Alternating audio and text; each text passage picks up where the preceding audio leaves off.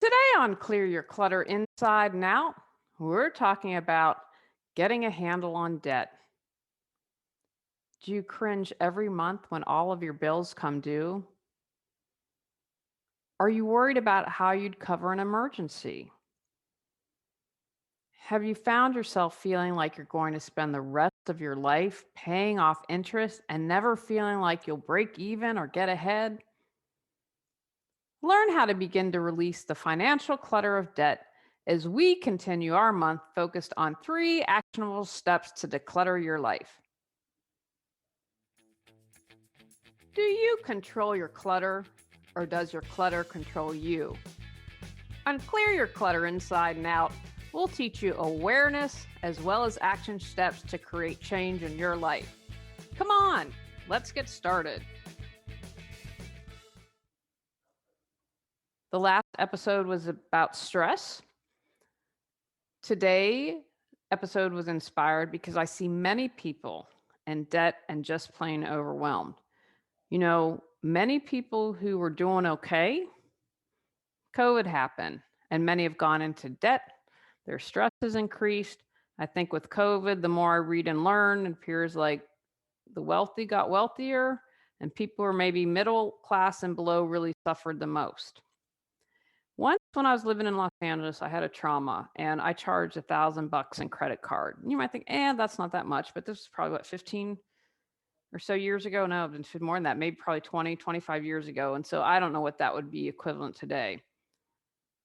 I took a year to pay that off. And for someone who always pays in their credit card, and I don't know about you, but I don't like paying the credit card interest because I'm like, what's that going to? That's making someone line in someone's pocket.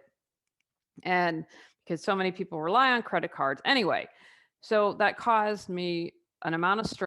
It was like this cloud thing that always hung over me. And I'd never done that before. And so I had to spend a year. And anyway, it was just really stressful. So I can't imagine what it would be like to have to continually have credit card debt because I believe even if we're quote unquote ignoring it, it's in the back of our mind, kind of this drip, drip, drip. Part of our challenge in finding a house is that they won't appraise in Wheeling. Now, when we put this house on the market, they're going to be having the 540 freeway complete a whole circle around, and that's going to increase the home value. So I don't feel bad about what this house sells for if it goes over the appraised price because it will meet that appraisal. Now, where we're moving to in Wheeling, that's probably not going to happen. Now, we could die in that next house, but maybe we need to downsize even further. There's so many unknown variables with what life holds. We really want to be smart. We almost paid off this house and we refuse to go into massive debt. We don't want to take on a huge mortgage at our age, even with the really great interest rates. Still waiting to now have 2 ER bills, right? Because one trip to the ER wasn't enough. So I went two trips in 3 months. I mean, talk about something that'll think you'll bring on a heart attack. But the reality is we will probably be able to cover it because of savings. And I'm also gonna make that call and say, what can you do with me? Because the reality is it's a business. And I have to tell you, I want to ask, did you recommend all these things for someone who is uninsured? Did you recommend everything that was on Medicaid? Because I don't know what the answer to our healthcare system is, but it's shacked up. So anyway, but I know I'm going to be able to work that out. I'm not going to go into debt over that. That's something that I'm grateful for because I think, as my brother said to me, don't skimp on healthcare. And I can't tell you how many I see of these GoFundMe's that I see for people to raise funds to pay for cancer treatments, to do everything else. It's heartbreaking. And so I think when you're in debt, that we all have every other stress that piles on. Now, while debt is something you can easily tackle, it's most likely going to take time. So this is designed again to get you moving, to get you started and take away some of the overwhelm. I've had clients so paralyzed that they haven't been able to open their bills. So just know you're not alone. You can do this. You can accomplish this. I belong to a financial freedom, a couple groups on Facebook, and I have to tell you, I am blown away by some of these people. Now, student debt and college costs is something else that needs to be reformed. I saw a really interesting thing the other day in a discussion in my alumni group, and someone said, "Yeah, but you know what? If the cost, one of the reasons the costs are so high is people equate that with being good or elite, which that's a whole other story." Anyway, so they have all these inspiring stories about how they have managed to pay off their student loans and get out of debt in a crazy amount, like 2 and 3 years. And I'm talking like 75 and 80,000 and sometimes more. So just know you can do it. But here are some tips to get you started. Quick, actionable tip number one: create a budget. Many people don't have a budget. They have no clue how much they are spending and bringing in each month. Kind of like I mentioned at the beginning, not knowing what your bills are because you refuse to open them and just bury your head in the sand.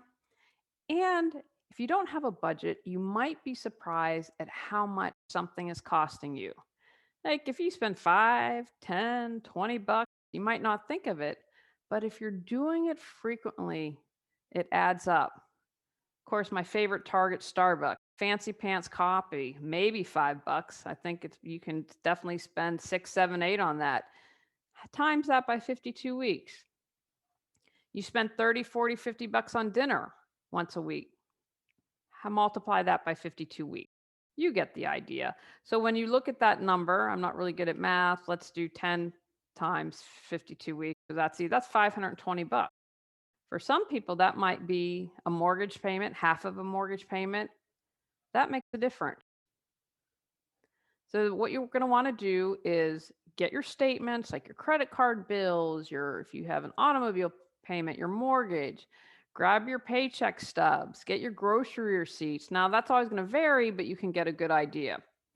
So you'll have your income, what you're taking in each month, and start a list of expenses. Now, fixed expenses are going to be really easy, like mortgage and car payment, but then you're going to have variable expenses like groceries, maybe if you need to get the oil change, the different things that are going to not be the same every time you pay them.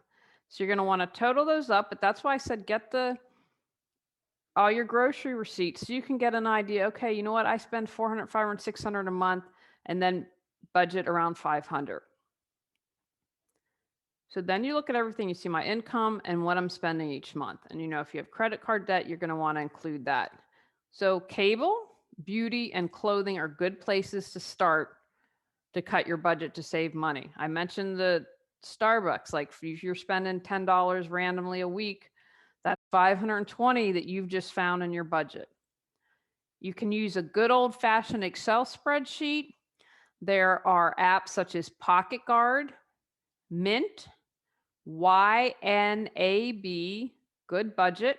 I'm going to encourage you to do a little bit of research because they all have different features. So depending on what is most important to you, you can figure that out. And pen and paper work just as handy as well. I can't do that because my math is terrible. I need an Excel spreadsheet. What one step can you take right now to create a budget? Have you found yourself longing to make a dream a reality? Would you like to achieve financial freedom? Are you swimming in debt? Do you want to be prepared for retirement? Ready to find abundance and share your gifts with the world? Get control of your clutter so your financial clutter doesn't control you. Reclaim time, money, sanity, and resources. Got Clutter, 365 journal prompt, financial, supports you in clearing your money clutter. Free gift with purchase, available at reawakenyourbrilliance.com, Amazon, Google Books, and more.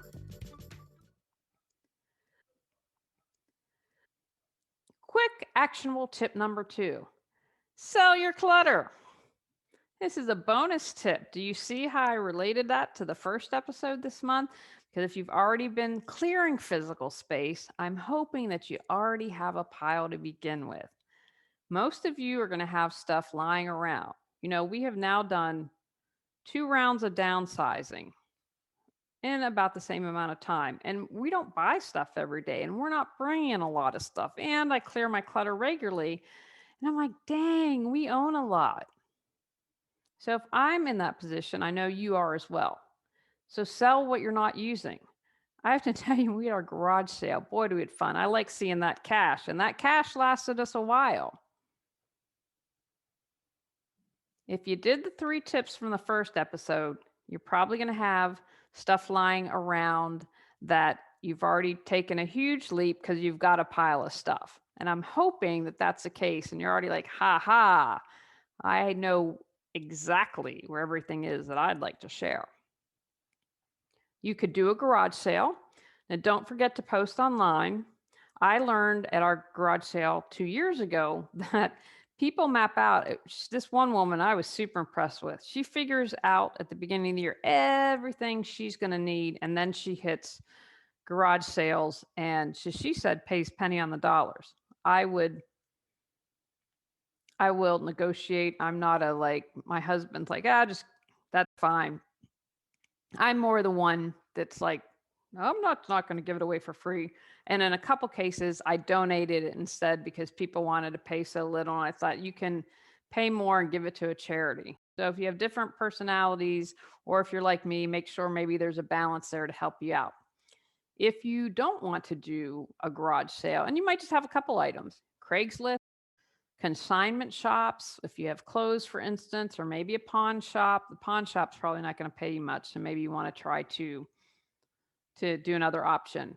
So you can take that money and put it towards debt. I know that I did a podcast episode, I believe in the fall, on how to sell your stuff with tips on maximizing your sale. So clear your space and get some cash. Consider looking at your credit card debt and then look at your pile of what you have to sell. Do you remember how much you paid for all your stuff? How much money do you think you have sitting in those piles? That can help motivate you in the future, and you can remember that when you go to buy something. Maybe that make you say, you know what? I don't think I'm going to buy this. What one step can you do right now to sell your stuff? Quick, actionable tip number 3, step away. This is similar to my favorite phrase, your clutter kryptonite. I've talked about how you have stuff that it's hard to walk away from. I've joked, for me, it's makeup samples. I don't do that anymore. It's leopard print, where I can just be like, oh, leopard print shoes. Or I'm very tactile if I'm in the store. I like to feel things, and that usually like, enough to satisfy me. But what I mean by the stepping away is related to the clutter kryptonite. It's about realizing what is your temptation. If you have a lot of debt, you're obviously buying something. Now, again, sometimes emergencies come up like ER bills. I get this. So this might not apply. But I'm going to encourage you, if maybe it's not related to the bills, maybe it's when you're budgeting things that you notice, wow, like I spend $5,000 a year on clothes. With a credit card, it's much easier to indulge in those temptations, right? Because it's plastic, we lay it down and we don't think about it usually until the bill comes. So if you know where you're weak or challenged or tempted, you can make sure to stop it before it starts. Remind yourself, if you're trying to go out of debt, avoid it. So if you are a clothes hound, stop going to clothes store. Make your household down to one Amazon account. So if you have a spouse or boyfriend or even a good friend, they can say, hey, stop. What is it that you're spending this on? Replace with a healthy habit. A lot of time for doing something like shopping or whatever we're spending the most on, and again, not always, but usually we're trying to fulfill a need. So can you figure out, what need am I trying to fulfill when I just lay down the credit card and I rack up all this debt? And then think about, what healthy habit can I do instead of shopping for clothes or shopping for my hobby? Can I talk to a friend or text my friend, hey, I'm thinking about buying this, and have them talk me off the ledge? Or go for a walk, deep breathing, make a smoothie, take a bath, whatever is going to work for you, figure that out. Also, consider recognize what being in debt has cost. Has the stress been worth the closet full of clothes that may still have tags on them, that may not fit, and that you've never worn? If you're up for it, consider why you buy more than you can afford. Oftentimes, the reason why, again, it can be loneliness, sadness, fear. There's no judgment, just awareness. What can you do right now to let go and step away? Take actions from today's podcast. Create a budget. Sell your clutter. Step away and be aware of your clutter kryptonite. Begin tackling your debt. Move forward and release your debt. On our next episode, we're talking about 3 actionable steps for healing relationships. Go out, clear your clutter to create the life you choose, deserve, and desire. When you clear your clutter, you can share your gifts with the world. Sign up for our free newsletter at reawakenyourbrilliance.com. If you've enjoyed Clear Your Clutter Inside and Out, please rate, review, and share us.